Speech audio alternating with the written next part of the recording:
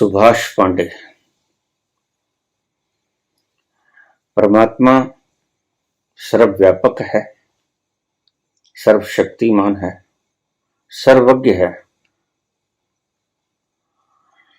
इस शब्द के गहरे अर्थ क्या हैं, जिन्हें आप रहस्यात्मक शब्दों के अर्थ कहते हैं, वो इन तीन शब्दों के क्या है? सर्वव्यापक, सर्वशक्तिमान, सर्वज्ञ।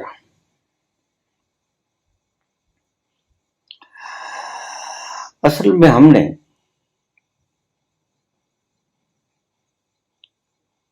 ईश्वर के गुणों को गलत व्याख्यायित करके पिपासुओं को, मुमुक्षुओं को दुविधा में डाल दिया है। सर्वज्ञ का अर्थ करते हैं ऋषिगण आपके, जो सब जानता है। किसी अन्य हिसाब से ये ठीक भी है, लेकिन वो कुछ अलग सा पड़ता रास्ता है। सर्वज्ञ का अर्थ जो सब जानता है। इसलिए लोग मुझसे पूछ लेते हैं कि क्या महात्मा बुद्ध रॉकेट चला लेंगे? क्या कृष्ण रॉकेट चला लेंगे? हवाई जहाज चला लेंगे? क्योंकि वो सर्वज्ञ है, सब कुछ जानते हैं, तो जहाज भी चलाना जानते होंगे।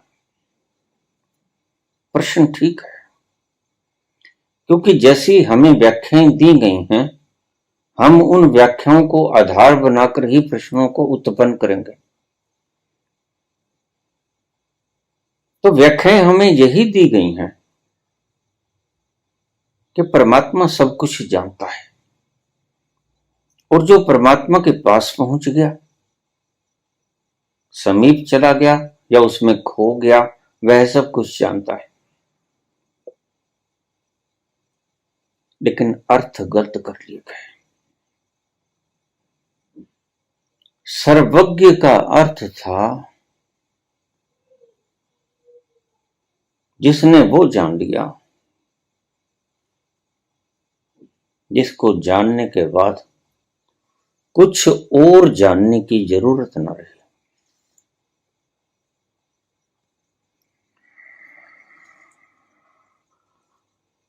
अगर तुम नानक से कहोगे कि ये वेल्डिंग करके दिखाओ, तो हंसेंगे,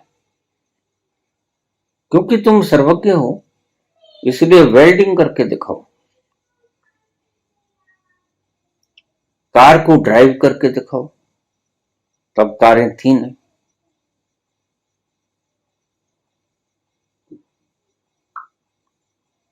सर्वज्ञ का अर्थ आपको जो बतला दिया गया, वो अर्थ गलत। सर्वज्ञ का अर्थ है जिसको जानने के बाद तृप्ति आ गई, जिसको जानने के बाद संशय समाप्त हो गया, जिसको जानने के बाद शांति आ गई, आनंद की फुहार, मस्ती का गुबार, ठंडी ठंडी आनंद की लहरें तुम्हारे ऊपर बरसने लगी।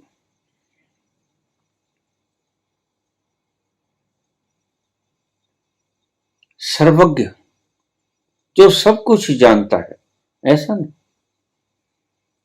सर्वज्ञ जिसने ऐसा जान लिया कि उसके जानने के बाद कुछ और जानने की जरूरत ना पड़े।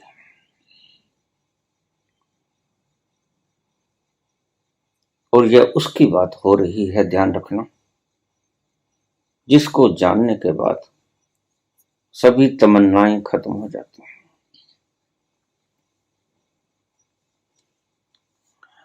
सभी कल्पनाएं समाप्त हो जाती हैं। अतीत खत्म हो जाता है, भविष्य खत्म हो जाता है। तो मात्र जो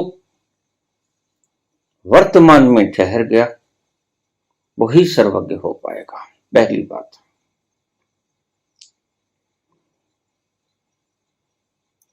जिसने वो एक तत्व जान लिया, एक सद है सब सद है, जिसने वो एक तत्व जान लिया जिसके जानने से सब तृष्णाएं मिट जाती हैं, तृप्ति हो जाती है, कुछ और जानने का मन नहीं रहता,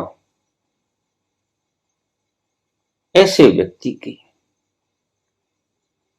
कोई चिंता नहीं रहती। ऐसे व्यक्ति को कोई तूफान विचलित नहीं करता। जो स्थिर है, जो सदा अकंप है, जिसने उसको जान लिया। और क्या होता है उसको जानने के बाद? उसको जानने के बाद आप ठहर जाते हो।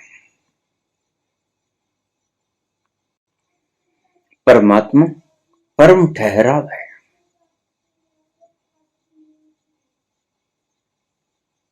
जिसने उस परम ठहराव में ठहरना सीख लिया, कृष्ण कहते हैं स्थिति प्रज्ञ, अपनी प्रज्ञा में ठहर जाओ।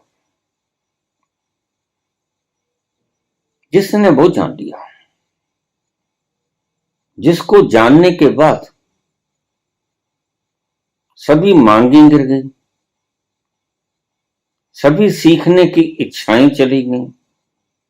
अभी तो आप बहुत कुछ सीखना चाहते हो, अभी तो आप बाबा जी के चैनल से सुन लेते हो, फिर दूसरे चैनल पे चले जाते हो। सीखने की तमन्ना भारी है, यहां से भी सीख लूं, वहां से भी सीख लूं, लेकिन ध्यान रखना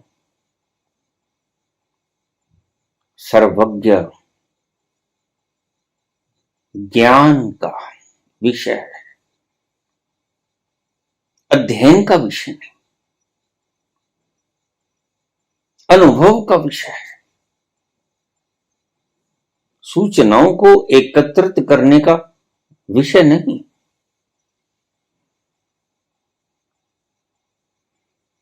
सब कुछ भी जान लो,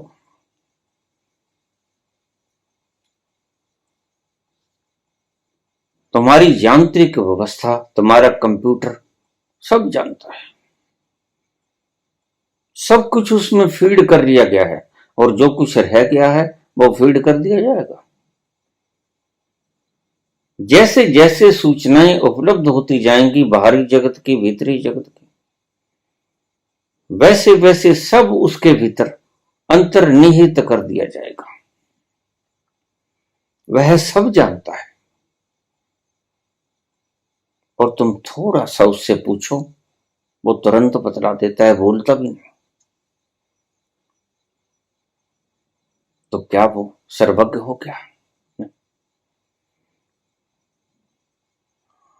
वो उन सर लोगों की भांति है जिन्हें सारा इतिहास पता है, भूगोल पता है, विज्ञान पता है।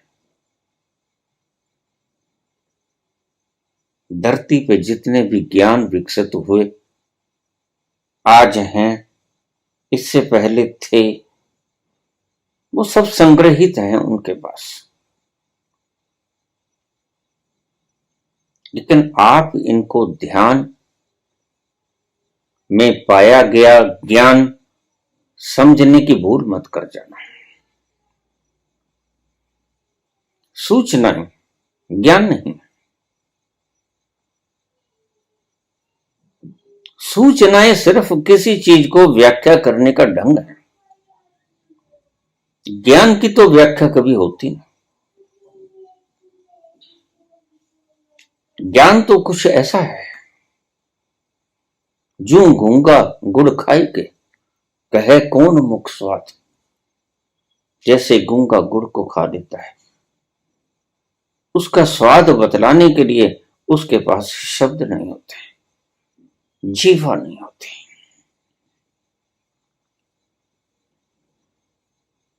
तो इंटरनेट से सीख लो, इन सारे लोगों से सीख लो, ये सब बता देंगे आपको। लेकिन ध्यान रखना, ये सीखी हुई बातें बता देंगे। इन शब्दों को थोड़ा गहरे से समझने की चेष्टा करो। सभी जानकारी जो आज तक उपलब्ध है वो ये बता देंगे, बखूबी बतला देंगे। इंटरनेट भी बतला देगा। ज्ञान का भंडार है, लेकिन वो ज्ञान नहीं जो सही मात्रा में, जिसे ऋषि ज्ञान कहते हैं। सूचनाओं का भंडार है, और सूचनाएं कभी ज्ञान नहीं होती, और सूचनाएं कभी ज्ञान तक पहुंचती नहीं। सूचनाएं तो मात्र सूचनाएं हैं, उनका ज्ञान से कुछ लेना देना नहीं है। यद्यपि आज तुमने, तुम्हारे मार्गदर्शकों ने सूचनाओं को ही ज्ञान की संज्ञा दे दी है। अगर कोई दुर्भाग्य घटा है पूर्व में, जो किसी वक्त विश्व गुरु था, तो यही घटा है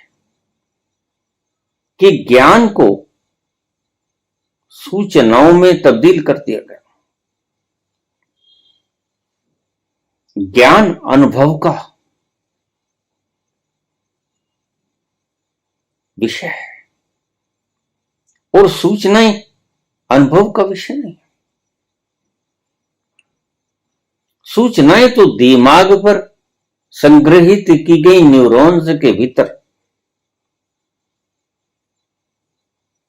कुछ डेफिनेशंस हैं, उनका ज्ञान से कोई लेना देना नहीं। और अब ध्यान रखना इस बात का, जिसने भी ज्ञान तक पहुंचना हो, सर्वज्ञ, जिसने भी उस सर्वज्ञ तक पहुंचना हो, उसको इन सूचनाओं को त्यागना पड़ेगा, क्योंकि ये सूचनाएं बाधाएं हैं। ये सूचनाएं बाधा हैं, और इतनी बड़ी बाधा हैं कि शायद तुम कल्पना भी नहीं कर सकते। इसलिए कबीर के पास कोई सूचना नहीं, रामकृष्ण के पास कोई सूचना नहीं, नानक के पास कोई सूचना नहीं, मीरा के पास कोई सूचना नहीं। लेकिन जानते वो सब है, वो सर्वज्ञ है। सूचनाएं जरा भी नहीं है उनके पास, काम चलाऊ भाषा है। बस वो आपसे वार्तालाप वर्क कर सकते हैं, और इससे ज्यादा वो कुछ जानते नहीं।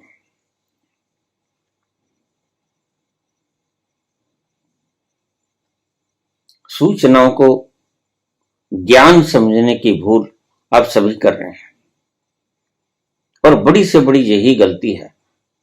और बड़ी से बड़ी यही गलती है तो आप सूचनाओं को ज्यादा से ज्यादा मात्रा में एकत्रित करने की इच्छा रखते हैं।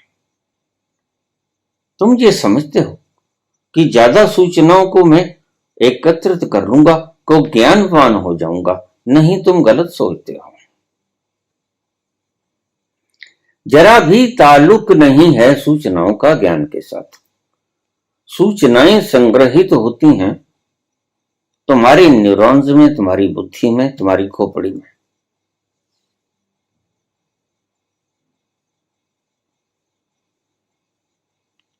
और ज्ञान आता है तुम्हारे आत्म तत्व से। ये दो केंद्र बिल्कुल अलग अलग ही नहीं बल्कि उलट है। सूचनाएं संग्रहित होती हैं बुद्धि में, और ज्ञान का अस्तित्व है तुम स्वयं शिव स्वरूप ज्ञान तुम हो।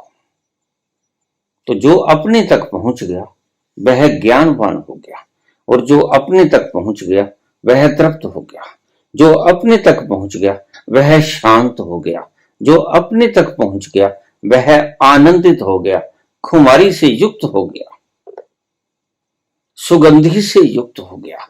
सभी वासनाएं, तृष्णाएं, कल्पनाएं, योजनाएं बट गई, ताश के पत्तों की तरह ढह ढेरी हो गई।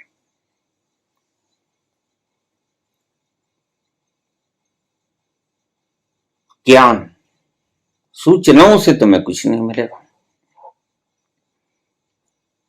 सूचनाएं बुद्धि को भारी करने के अतिरिक्त आपको रिलैक्सेशन नहीं देते, लेकिन ज्ञान आपको परम रिलैक्सेशन देता है।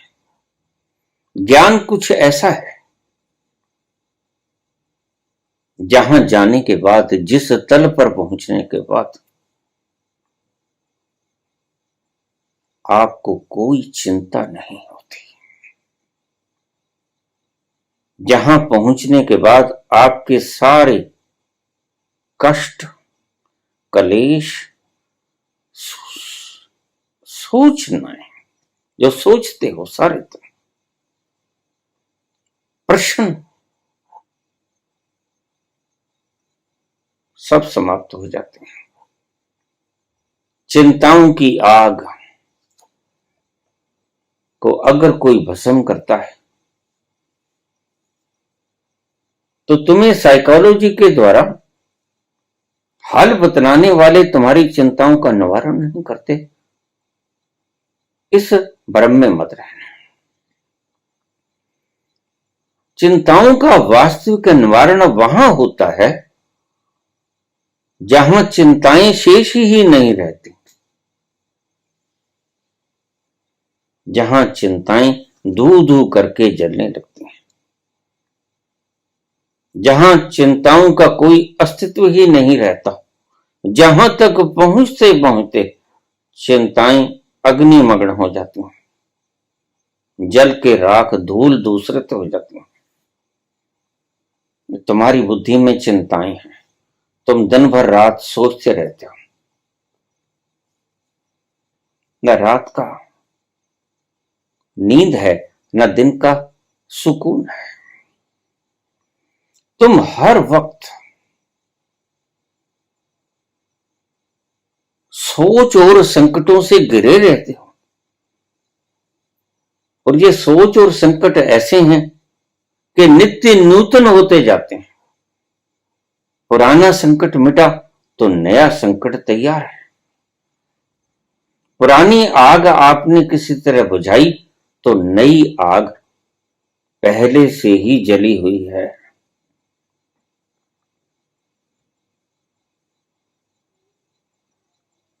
तो अगर तुम बुद्धि में स्थित रहोगे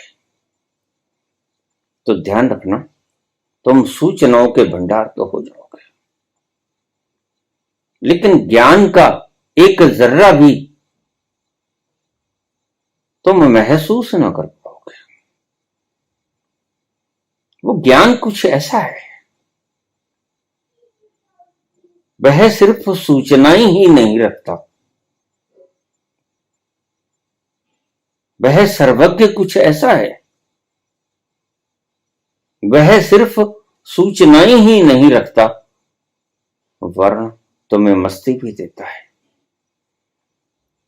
वर्ण तुम में ऐसा अमृत घोल देता है, तुम्हारी रग रग में, तुम्हारे रोम रोम में ऐसी शांति और खुशहाली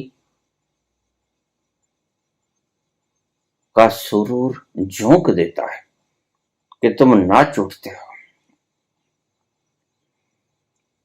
तो सूचनाओं को कभी ज्ञान समझने की भूल मत कर लेना। अक्सर आज सारी दुनिया इसी भ्रम में जी जा रही है। कबीर बिल्कुल अनपढ़ है, कागज कलम छुआ नहीं। ऐसे ही नानक है, ऐसे ही मीरा है,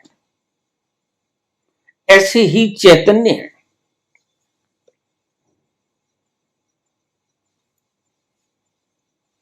वो दिन कितने अच्छे थे जब दिमाग में सूचनाएं बहुत कम होती थी और हृदय में हर्ष भरा होता था। आज उल्टा काम है, दिमाग सूचनाओं से भरा है और हृदय खुशी से रिक्त है। कभी आपने एकांत में ये बैठ के सोचा कि कहीं ऐसा तो नहीं है कि खोपड़ी को ज्ञान से भर लेने के कारण मेरे हृदय की खुशी समाप्त हो गई? खोपड़ी में सूचनाओं को भर लेने के ठूस ठूस के भर लेने के कारण हृदय खुशी से खाली हो गया। कहीं ये कारण तो नहीं है? बिल्कुल यही कारण है।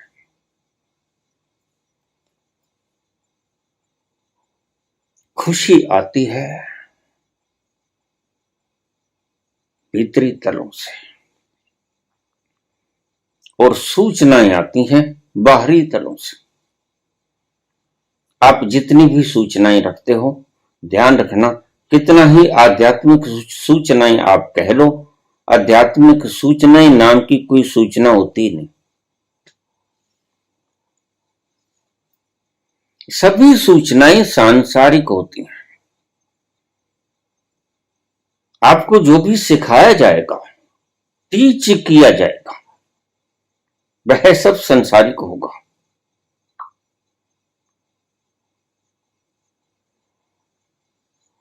अध्यात्म तो आपको सिखाया ही नहीं जा सकता। अध्यात्म तक तो आपको पहुंचाया जा सकता है।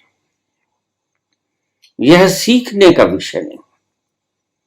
तुम्हारे विषय सीखने का विषय हैं, तुम्हारे सब्जेक्ट्स सीखने का विषय हैं। वो फिलॉसफी हो, वो भूगोल हो, वो विज्ञान हो, वह ज्वालॉजी हो, बॉटनी हो, फिजिक्स हो, केमिस्ट्री हो, सिविक्स हो, इकोनॉमिक्स हो, पॉलिटिकल साइंस हो। ये सब्जेक्ट्स सीखने के लिए हैं, सीखने से ही आते हैं। लेकिन ध्यान रखना, जो सर्वज्ञ है वह कोई विषय नहीं, वह तो स्वभाव है। विषय को तुम कलेक्ट कर सकते हो, विषय सीखने की चीज है।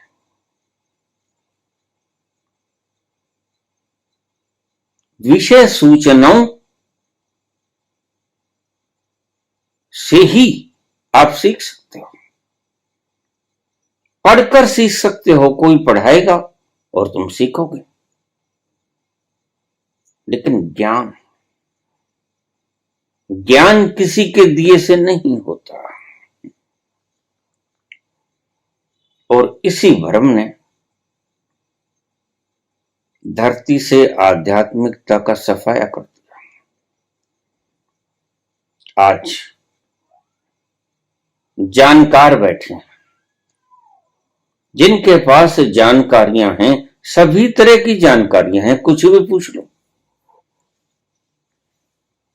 और अगर कोई व्यक्ति ना मिले तो इंटरनेट से पूछ लो, सभी जानकारियां उसमें संग्रहित हैं। लेकिन सब बता देंगे वो, उसे ना बता पाएंगे जो बताया जा नहीं सकता, अनटोल्ड।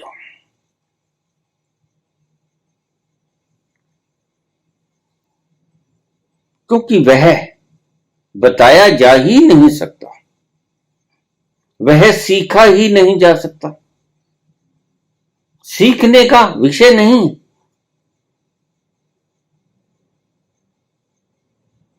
वह तो विलीन हो जाने का विषय है।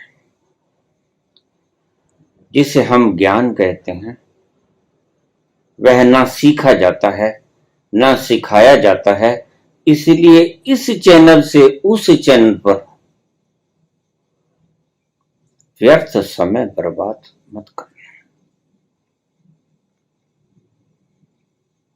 बड़ी से बड़ी भ्रांतियों में से सबसे बड़ी भ्रांति तुम्हारी यही है कि परमात्मा सीखा जा सकता है। आज कितने शिविर लगाते हैं लोग, जगह जगह शिविर लगे हैं। लेकिन एक बात बता दूं, ये शिविर लगे हैं तो ज्ञान के कारण नहीं लगे हैं, क्योंकि ज्ञान सीखने की चीज नहीं है। ये तो कहीं ना कहीं पापी पेट का सवाल है। इस धृष्टता के लिए मुझे क्षमा कीजिएगा। ये शिविर लगाना तो पापी पेट का सवाल है। ये शिविर वालों के भीतर से करुणा की फुलझड़ी नहीं उठती। शिविर लगाने वालों के भीतर से करुणा की खुशबू बाहर नहीं बरसती। इसलिए शिविरों का आयोजन करके आपको भटकाया जा सकता है, लूटा जा सकता है, पहुंचाया नहीं जा सकता। लाओत्से को ज्ञान हो गया था, सबको पता चल गया, राजा को भी पता चल गया लाओत्से ज्ञानी हो गया।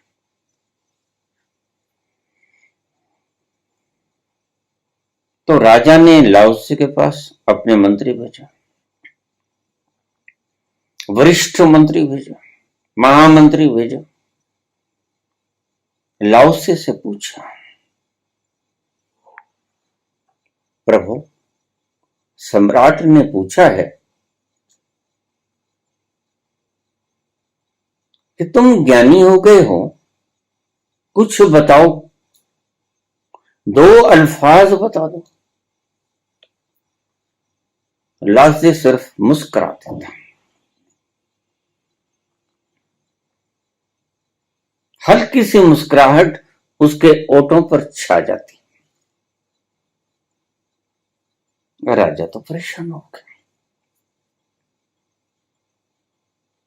सभी को भेज के देख लिया, खुद जाने में शर्माता है। वह राजा होने का गर्व घटता है, खुद जाता नहीं। तमन्ना भारी है कि किसी तरह पता चल जाए, उसके विषय में 2 अक्षर ही पता चल जाए। तो कभी किसी को भेज देता, कभी किसी को भेज देता। तो लाओत्से तंग आ गया, शिष्यों से बोला, मैं यहां से निकलूंगा, ये कुटिया को छोड़ूंगा। शिष्यों ने कहा, क्यों प्रभु, ऐसा क्या हुआ? कौन तंग करता है? उसने कहा, यहां का राजा बड़ा तंग करता है। हद हो गई, राजा तो दंड देता है, तंग थोड़ा ही करता है।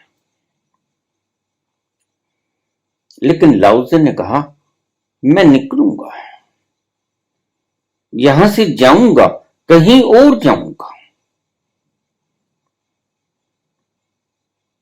राजा ने पहरा बिठाया हुआ था और एक रात लाओत्से अपनी कुटिया से निकला और चल पड़ा। लेकिन राजा को पता था कि कुछ तो है जिसे ये छुपा रहा है। तो सभी बॉर्डर्स के ऊपर जो सैनिक खड़े थे उनको आगाह कर दिया गया कि जैसे ही लाओजे जहां पहुंचे एक कागज पेंसिल अपने पास रखना और उससे ये पूछ लेना कि ऐसे तो नहीं जाने देंगे। अगर इस बॉर्डर को क्रॉस करना है तो ये लो कागज और ये लो पेंसिल, इसके ऊपर लिख दो, जो तुमने जाना वो लिख दो। राजा का फरमान है, तुम्हें जाने नहीं देना है।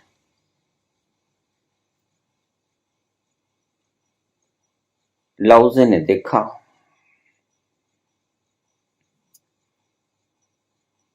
और बड़े विनम्र भाव से उस सिक्योरिटी गार्ड ने पूछा कि कुछ तो कहो, कुछ तो लिखो, मेरी भी नौकरी बच जाएगी और आपको देखकर रोकने का मन भी तो नहीं करता। इतना प्यारा व्यक्ति जिसके चेहरे से नूर टपकता है, जिसके चेहरे पे परम शांति की खामोशी छाई हुई है, आपको देखकर जरा भी मन नहीं होता कि आपको रोक लूं, लेकिन क्या करूं, बाल बच्चे हैं, बीवी है। राजा का हुक्म तो निभाना ही होगा। प्रभु आप कुछ भी लिख जाओ, ये तो मुझे पता है कि आप झूठ तो लिखोगे नहीं, इसलिए कुछ भी लिख जाओ जो आपने देखा।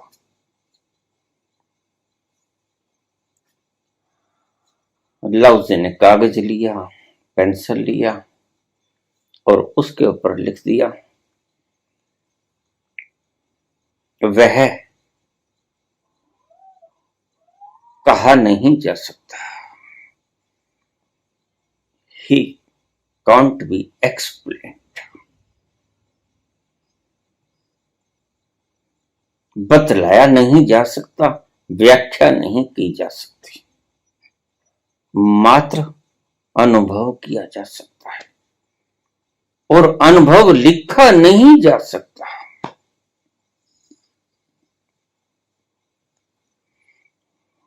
पर्ची थमाई और लव से निकल गया। जिसके बारे में कोई सूचना नहीं उसे कहते हैं ज्ञान। जो सभी सूचनाओं से परे है, जो सभी भावनाओं से परे है, तुम्हारी बुद्धि खोपड़ी से परे है, तुम्हारे हृदय भावनाओं से परे है, वह जो सबसे परे है, जो मन से पार है, वह है वो तल जिसको हम ज्ञान कहते हैं।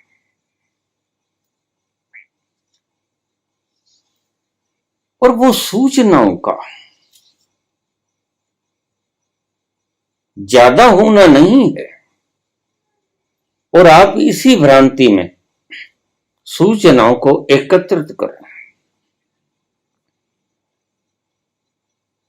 आपको सभी थोथे ज्ञानी आज इसीलिए मिलते हैं। सभी पुस्तकें पढ़ दी, बड़े मोटे मोटे शास्त्र पढ़ लिए, उपनिषद पढ़ लिए, गीता पढ़ ली, प्रत्येक ग्रंथ पढ़ लिया, लेकिन वो एक न पढ़ा जिसके पढ़ने से खामोशी आ जाती है। भटकते रहे, तुम्हारा मन बोलता ही रहा, सूचनाओं को पाते रहोगे तो यही हशर होने का है। डड्डुओं की तरह एक शिक्षक से दूसरे शिक्षक के पास जाते रहोगे तो ध्यान रखना, सूचनाओं के अतिरिक्त और कुछ नहीं पाओगे।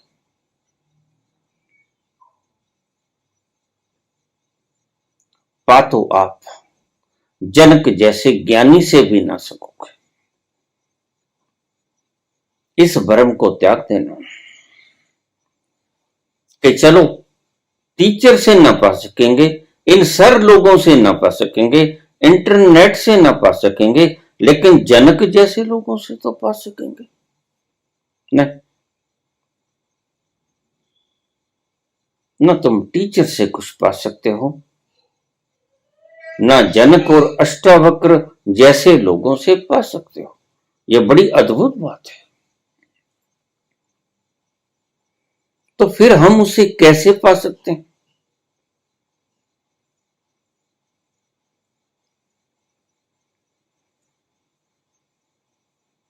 अपने आप को पाने के लिए क्या रास्ता अख्तियार करना पड़ता है, बताओगे? अपने आप को पाने के लिए कौन सा मार्ग तय करोगे? इसलिए जिद्दू कृष्णमूर्ति ने कहा, पाथलेस पाथ। ये वह मंजिल है जहां तक कोई रास्ता लेके नहीं जाता, यहां रास्ता ही मंजिल है, और या यूं कह लिए कि यहां मंजिल ही रास्ता है। पाथलेस पाथ,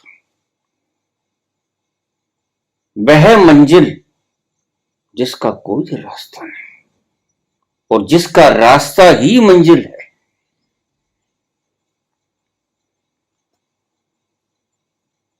तो क्या करना होगा तुम्हें तुम्हारे तक पहुंचने के लिए?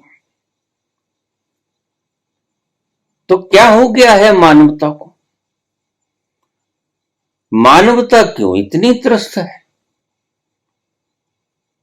क्यों बुझे बुझे से चेहरे चिंता मग्न चेहरे? एक दूसरे के खून के प्यासे एक दूसरे की जान को लेने पे उतारो। ये क्यों हो गया है?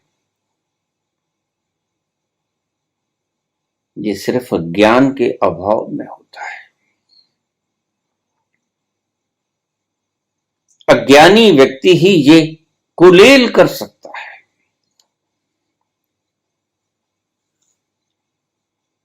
ऐसा उपद्रव ज्ञानी व्यक्ति कभी नहीं करेगा। अभी एक संस्था का मेरे पास कई बार मैसेज आ जाते हैं। वो विश्व में शांति चाहते हैं। कौन नहीं चाहता विश्व में शांति? सभी की आंतरिक इच्छा तो विश्व में शांति स्थापित हो, यही है।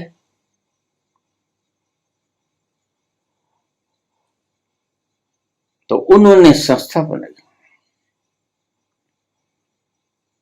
एटॉमिक हथियारों को समाप्त करने की योजना।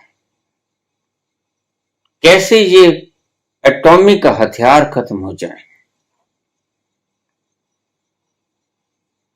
तो मुझे भी बुलाया गया, बहुत बार इनवाइट किया जाता है, लेकिन मैं तो कहीं जाता नहीं।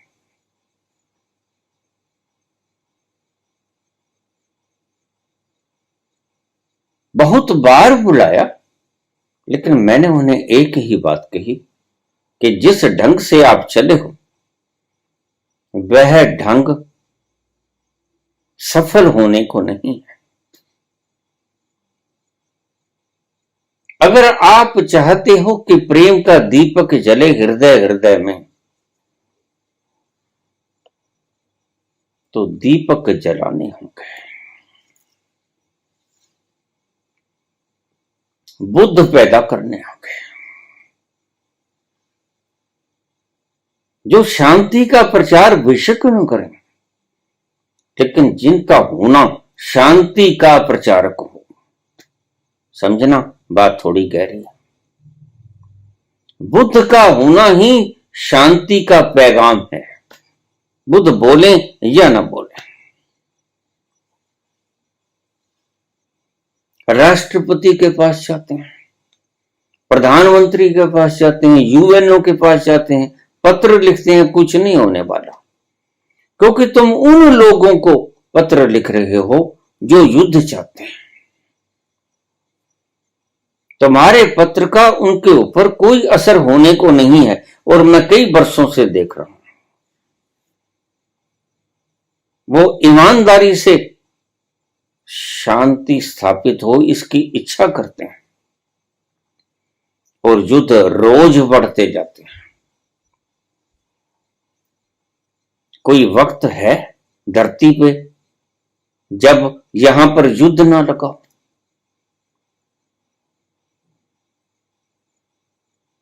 कभी किसी देश का किसी देश के साथ, कभी किसी देश का किसी देश के साथ।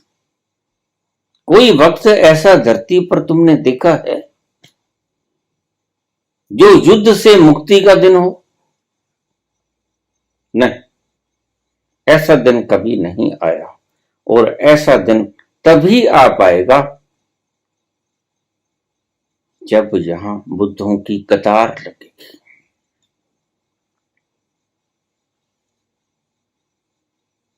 जब यहां बुद्धों की कतार लगेगी, जब यहां महावीर पैदा होंगे जो कहेंगे जियो और जीने दो,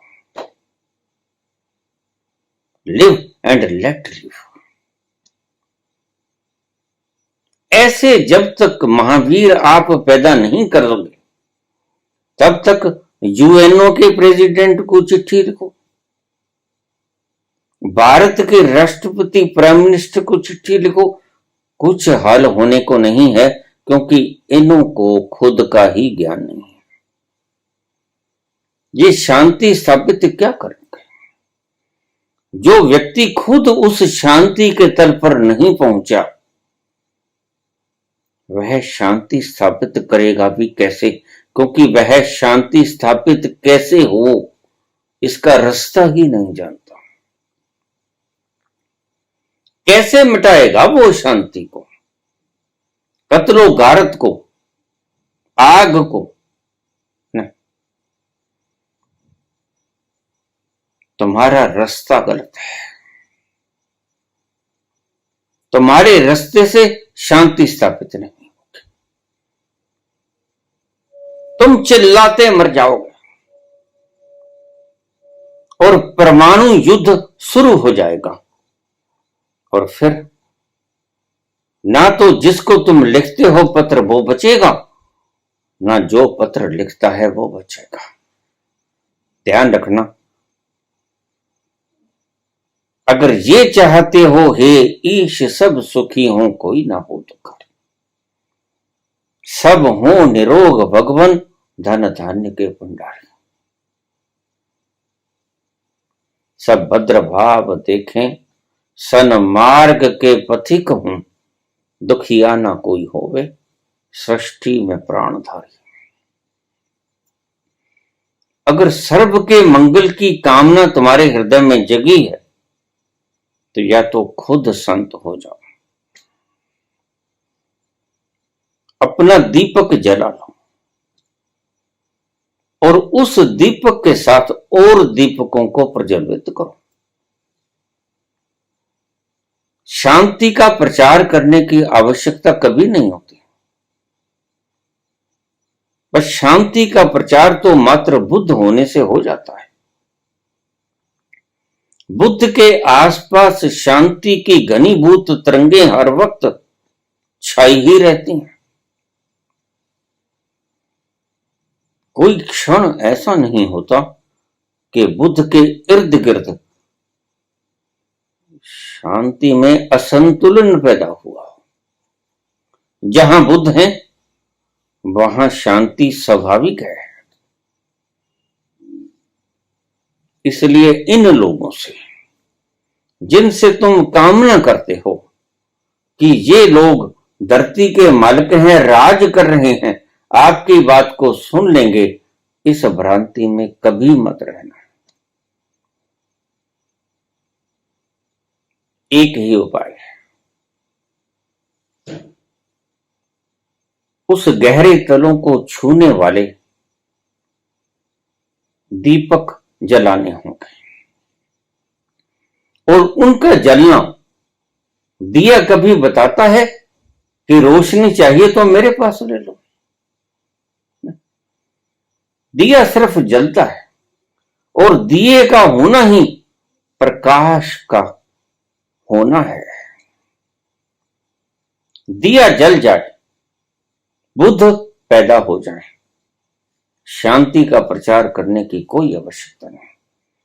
बुद्ध स्वयमेव शांति के प्रचारक हैं। मौन है तो भी प्रचारक हैं, बोलते हैं तो भी प्रचारक हैं।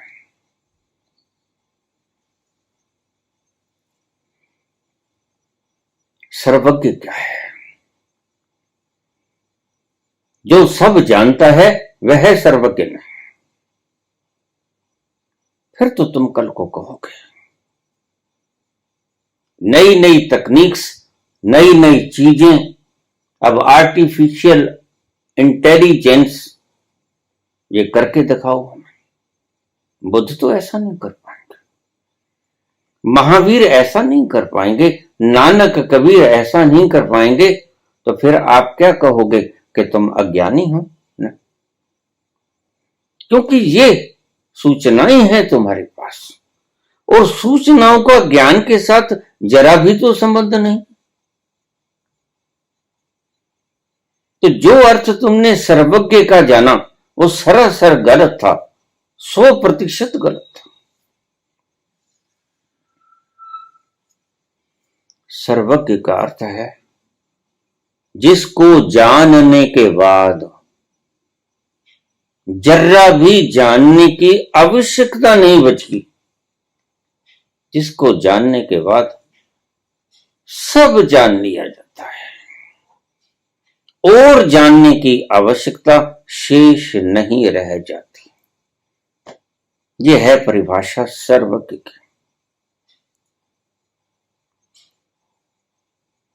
और वह कौन है जिसको जानने के बाद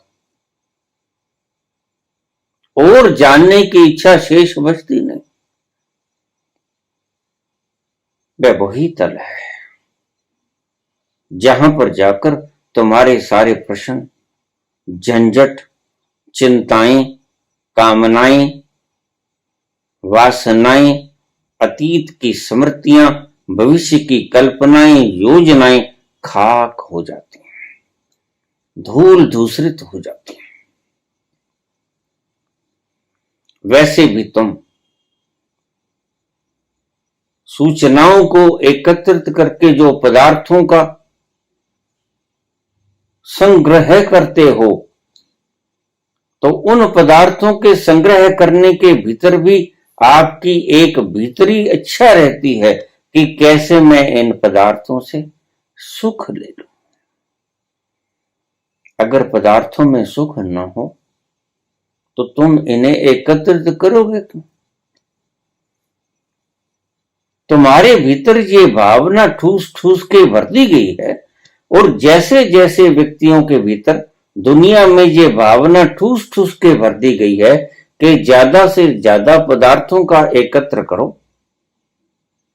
तो तुम दौड़ने लगे हो,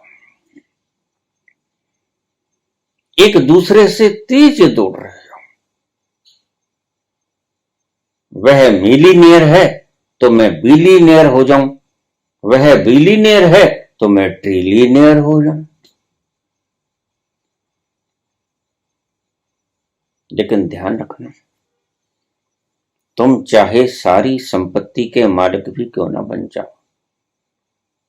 यही इच्छा थी सिकंदर की, लेकिन भीतरी इच्छा तो सदा यही रहती है।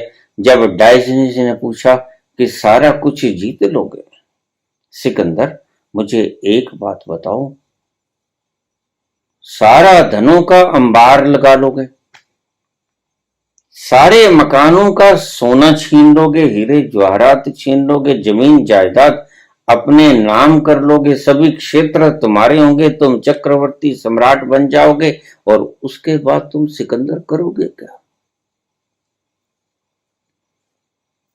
तो सिकंदर कहने लगा, उसके बाद मैं आराम करूंगा।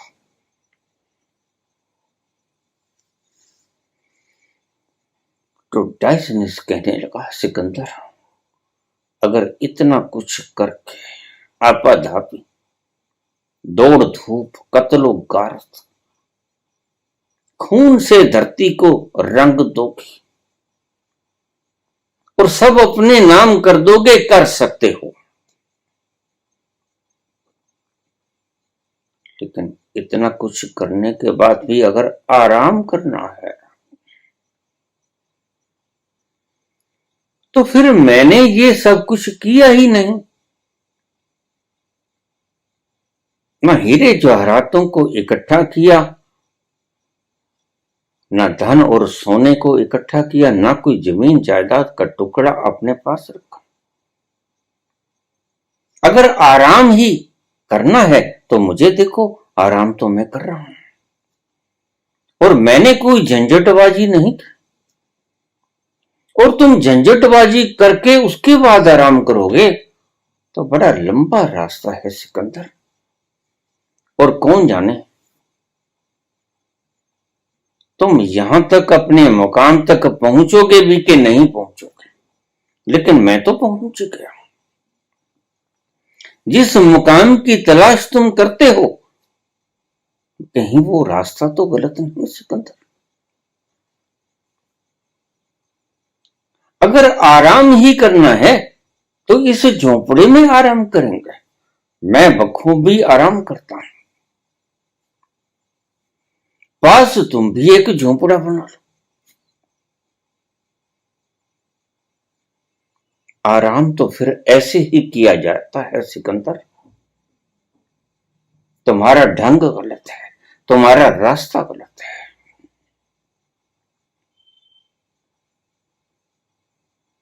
कितनी ही सूचनाएं एकत्रित कर लो, कितना ही धन संग्रहित कर लो, लेकिन एक बात को ध्यान में रखना कि तुम धन को, पदार्थों को, सोना हीरे जवाहरातों को, जमीनों के टुकड़ों को अपने नाम तब करवाते हो जब आपके भीतर कहीं गहरे में एक वासना छिपी है कि ये पदार्थ मुझे सुख दे पाएंगे। कोई डिग्री कमाते हो तो ये डिग्री मुझे सुख दे पाएगी, डिग्री से मुझे कुर्सी मिलेगी और कुर्सी मुझे सुख दे देगी, लेकिन कभी किसी की कुर्सी को किसी ने सुख दिया है?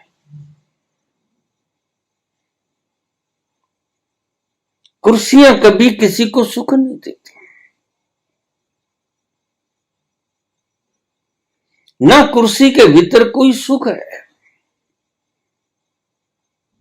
और इसीलिए कुर्सी पर बैठे व्यक्ति जब उठते हैं तो देखते हैं वही भिक्षा पात्र हाथ में थमा रह गया।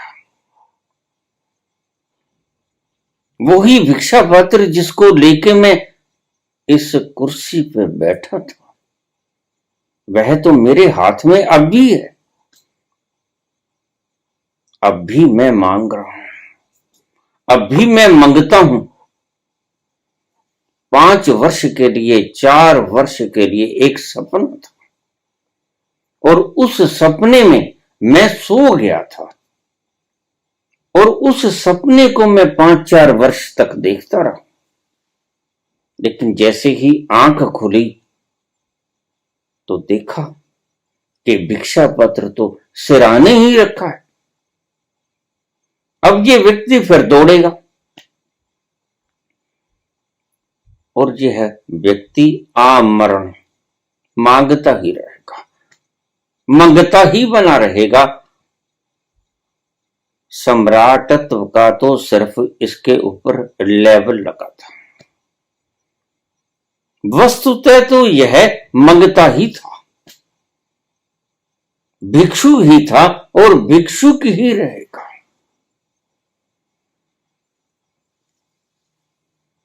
सम्राटत्व तक पहुंचने का एक और आयाम है। सर्वज्ञ की बात तो मैंने आपको समझाई, जिसको जानने के बाद कुछ और जानने की तमन्ना शेष ना रहे, वासनाएं खो जाएं और तृप्ति आ जाए, हृदय में सुकून आ जाए और आनंद और चैन से आप अपने जीवन को गुजारो। सर्वज्ञ का ये लक्षण है। और अगर कोई व्यक्ति कहता है कि मैं सर्वज्ञ हो गया और वह अभी भी किसी चीज के पीछे दौड़ रहा है, ध्यान रखना, मैंने कहा किसी चीज के पीछे, वो धन है, वो मान है, वो सम्मान है, वो प्रतिष्ठा है, वह मोक्ष है, वह परमात्मा है, तो वह मांगता है। और उसने वो जाना नहीं जिसको जानने के बाद कुछ जानने की इच्छा शेष रहती नहीं, क्योंकि उसको जानने के बाद तुम ऐसे मस्ती के आगोश में छा जाते हो कि तुम्हें तुम्हारी सुध बुध ही नहीं रहती। कौन मांगेगा? मांग ही खत्म हो जाएगी, मांगने वाला ही तुरोहित हो जाएगा। जिसको सब मिल गया हो उसे सर्वज्ञ कहते हैं। जिसको एक मिल गया हो उसको सब मिल जाता है। एक साध है, सब सद है। बस उस एक के पाने से सब मिल जाता है, उस एक के जानने से सब जान लिया जाता है। और जानना क्या है? उस मस्ती के सागर को जानना है। और वह शब्दों की फिलॉसफी से नहीं जान पाओगे। भला कभी रेत में स्नान हुआ है? तुम रेगिस्तान की रेत में स्नान करने की सपने पिरो रहे हो। स्नान तो ठंडी झीलों में होता है। स्नान तो बहती हुई धाराओं में होता है, गंगा में होता है, त्रिवेणी संगम पर होता है। स्नान रेतीले रेगिस्तानों में नहीं होता।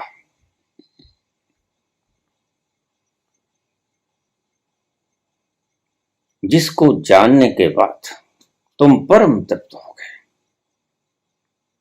ऐसे तृप्त हो गए कि भीतर से ही कामनाएं समाप्त हो गई। कुछ ऊहापोह अराजकता शेष न बची। उस आनंद के सागर में डुबकी लगा लेने का मतलब है सर्वज्ञ हो जाना। बस उसको पाने के बाद कुछ और जानने की, कुछ और पाने की, कुछ और मांगने की, कुछ और कमी महसूस नहीं होती।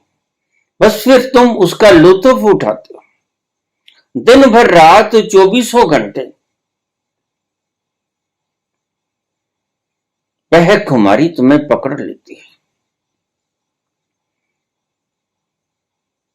सर्वज्ञ का ये अर्थ था। सर्वज्ञ का अर्थ सूचनाओं को, सभी सूचनाओं को जानना नहीं था। और ध्यान रखना, तुम कुछ भी जान लो, सभी कुछ ना जान पाओगे सूचनाओं के हिसाब से। मरता हुआ आइजक न्यूटन भी यही कहता है, I have collected only a few pebbles on a seashore, while the oceans of knowledge still remain unexplored. इतने समुद्र पड़े हैं जो अभी उघड़े ही नहीं के कितने, और मैंने एक समुद्र के किनारे पर खड़े होकर कुछ कंकड़ पत्थर बीन लिए हैं, और आप मुझे विज्ञान का भीष्म पितामह बता रहे हो। तुम कुछ भी जान लो, तुम्हारी सूचनाओं को जानना तो कभी संपूर्ण होगा नहीं। यह तो आप हृदय में अच्छी तरह से बात को बैठा लेना। लेकिन एक तल है जहां जानने के बाद व्यक्ति सर्वज्ञ हो जाता है, सब जान लेता है, और उस जानने के बाद कुछ जानने की इच्छा शेष नहीं रहती। तुम्हारी सूचनाओं को जानने के बाद तो तुम रोज देखते हो, बाबा जी के चैनल से कुछ जान लेते हो, फिर डड्डू की तरह परले चैनल पे कूद जाते हो। तो फिर इस जानने से आपकी तृप्ति हुई नहीं,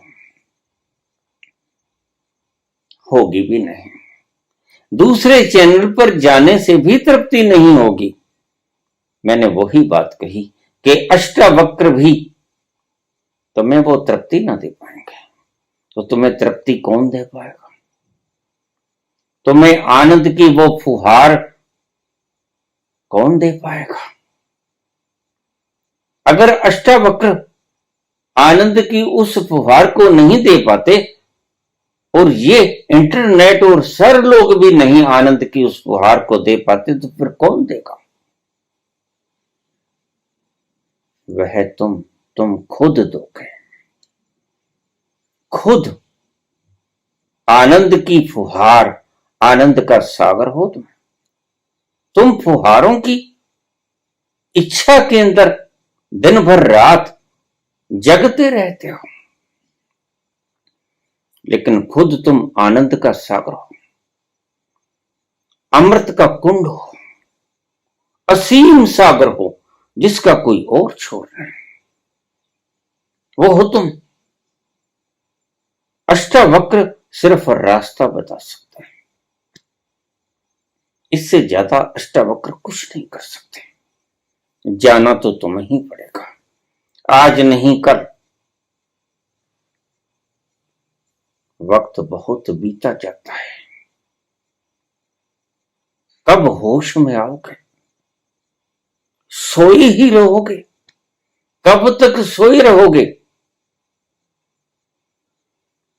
जवानी में अदम के वास्ते सामान कर गाफिल, मुसाफिर शब्द से उठते हैं जो जाना दूर होता है। अभी तुम बहुत भटक गए हो, और जितने भटक गए हो उतना वापस भी आना पड़ेगा। तुम तृप्त होगे तुम्हारे स्वयं के पास आकर, और तुम तुम्हारे पास सदा से हो। ये बड़ी अद्भुत बात है। तुमने तुमको कभी खोया ही नहीं, तुम सदा ही तुम्हारे अंग संग रहे। तुम अपने आप को खो सकते भी नहीं, और ढूंढते हो वनों में।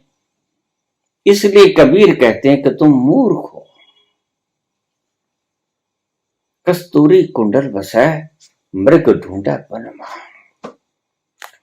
ऐसे जग में पीव हैं, ऐसे घट में पीव हैं, मूर्ख जाने ना।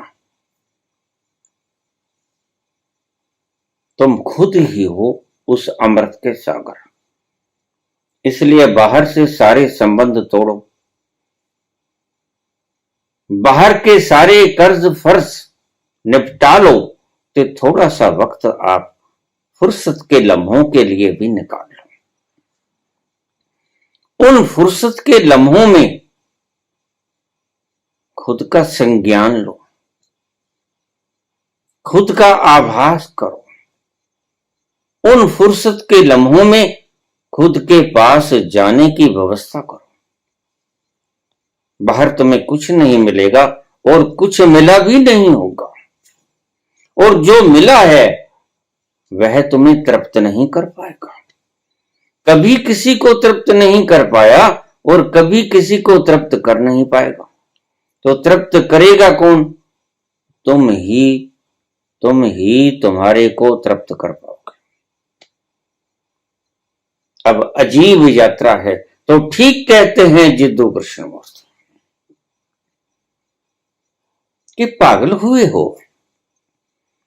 खुद तक पहुंचने के लिए किसी पौड़ी सीढ़ी की जरूरत पड़ेगी?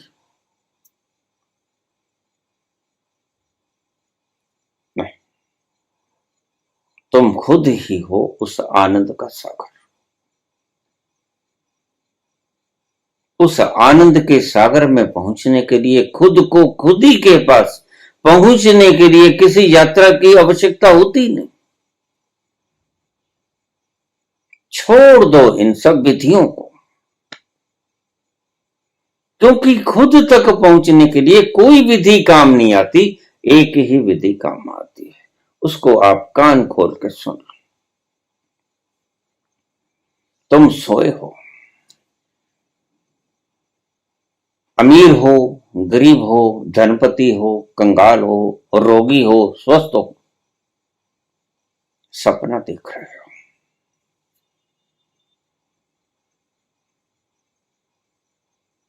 ब्रह्म सत्यम जगत मिथ्या। यह सपना असली नहीं है। कभी किसने असली सपना देखा? आंख खुलते ही टूट जाता है सपना, और फिर उस सपने का कोई अवशेष बाकी बचता है। कभी किसी ने उसका अवशेष बाकी बचता देखा?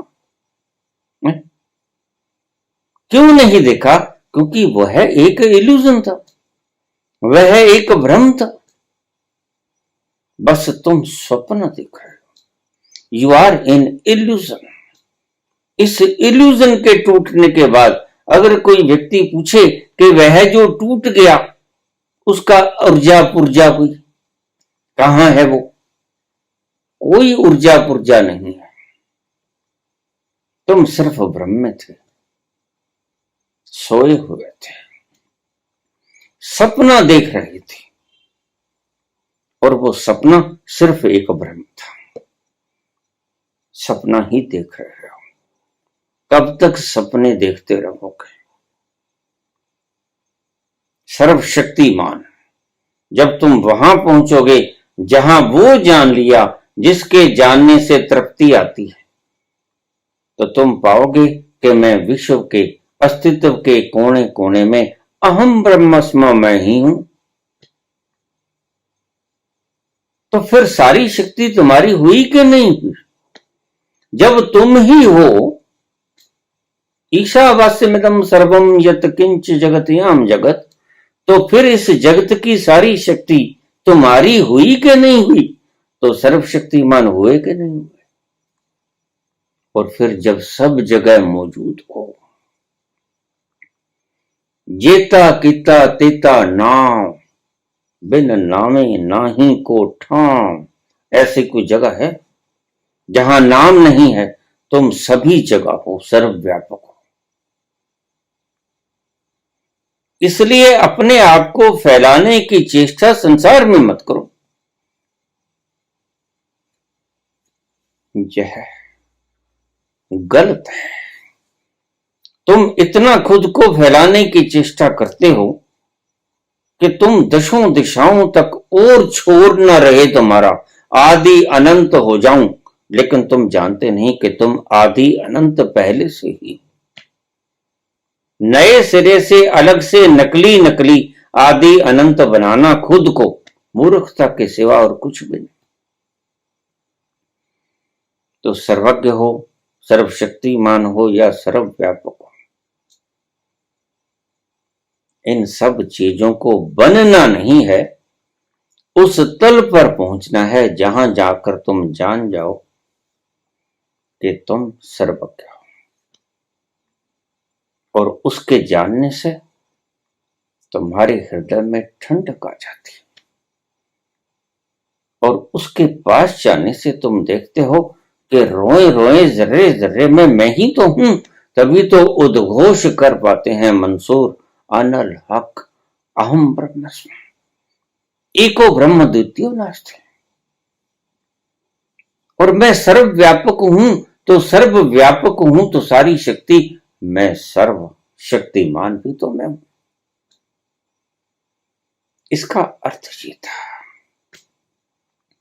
और वहां जाकर तुम उस मदहोशी के आलम में घर जाते हो जहां सुध बुध आपकी बिखर जाती है, जहां आपको स्वयं की होश नहीं रहती।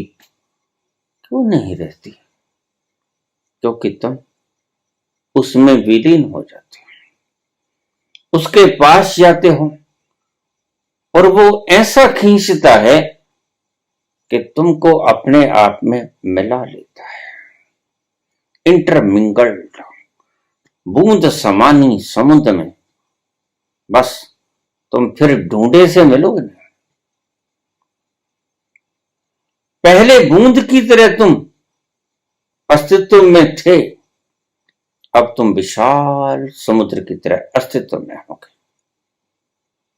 आनंद का सागर हो तुम, भूल गए हो।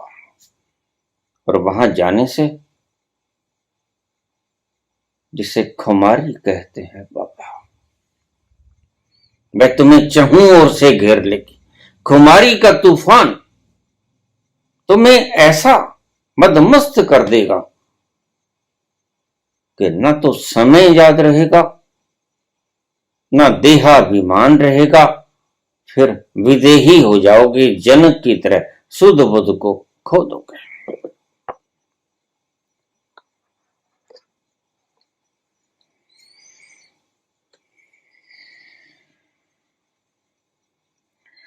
सब काम करोगे और खुमारी में भी रहोगे। संसार के सारे कर्तव्यों का निर्वहन करोगे और परम खुमारी तुम्हें हर वक्त घेरे रहेगी। यह है जीने का सलीका, यह है जीने का तरीका। पनघट पे मोरी बैया मरोरी, मैं बोली तो मेरी मटकी और मैं बोली तो मेरी मटकी फोर। पनघट पे मोरी बैया मरोरी, मैं बोली तो मेरी मटकी और मैं बोली तो मेरी मटकी फोर। पैया परूं करूं, पैया परूं करूं, मैं बिनती पर पैया परूं करूं, मैं बिनती पर एक न मानी वो मोरी रे।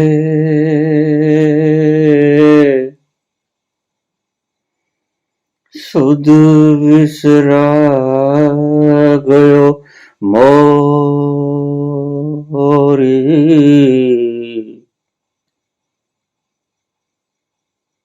वो काला